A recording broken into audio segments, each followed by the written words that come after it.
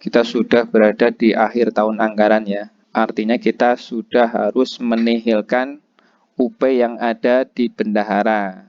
Nah, untuk di SIPD itu UP dinihilkan tidak membuat SPM SP2D GU nihil. Kenapa begitu?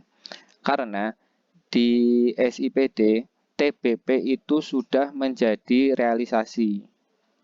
Berbeda dengan aplikasi yang lain ya. Jadi kalau di SIPD itu lebih akrual. Kenapa begitu?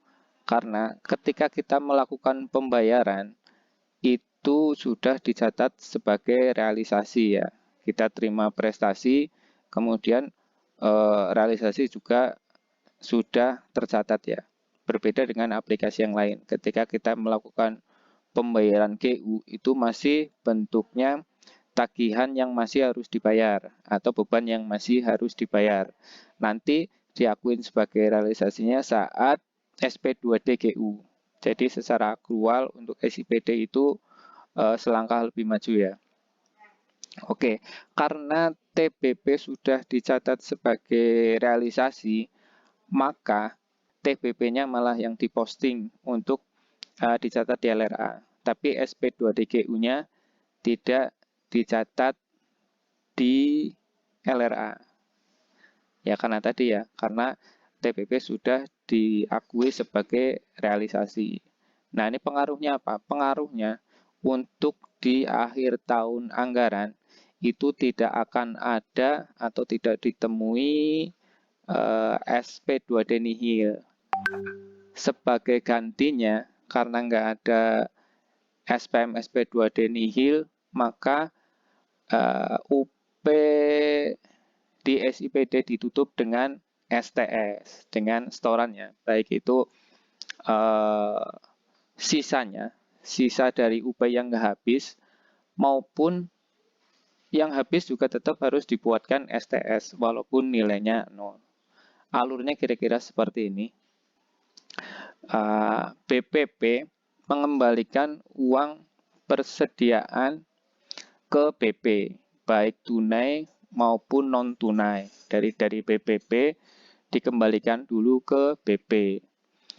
Kemudian di BP, nah yang perlu perhatian lagi di BP itu nanti uangnya yang di STS-kan dalam bentuk bank ya. Jadi misalnya masih cash atau tunai itu harus disetor dari tunai ke bank.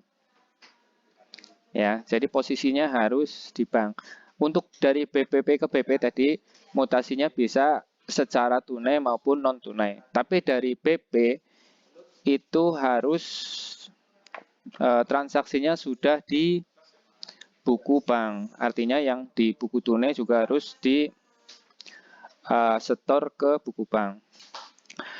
Setelah uangnya sudah di bank, baru nanti BP membuat STSGU BP ya. Baik itu ada nilainya maupun yang tidak ada nilainya. Kemudian divalidasi PA, kemudian pengesahan PUD. Ini alurnya seperti ini ya. Nanti langkah-langkahnya secara aplikasi akan saya buatkan video berikutnya setelah ada contohnya. Jadi kira-kira nanti di aplikasi ya, secara aplikasi itu pertama BPP mengembalikan uangnya ke BP baik itu tunai maupun non tunai.